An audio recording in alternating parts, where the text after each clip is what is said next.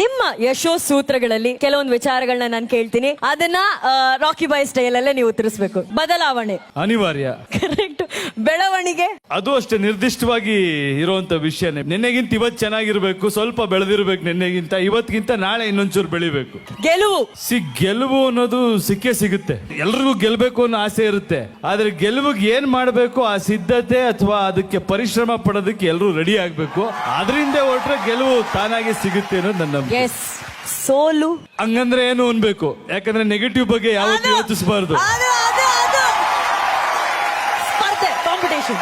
Competition ಇಲ್ಲ ಅಂದ್ರೆ ಯಾವತ್ತು ಏನು ಆಗಲ್ಲ.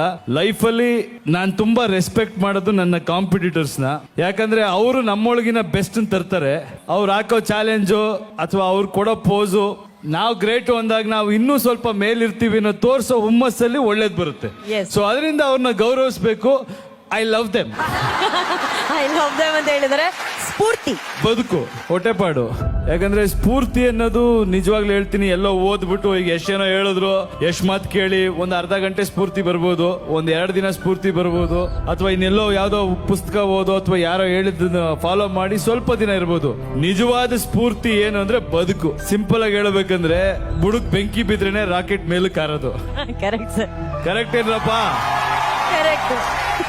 ಯಾವಾಗ ನಮಗ್ ಕಷ್ಟ ಬರುತ್ತೆ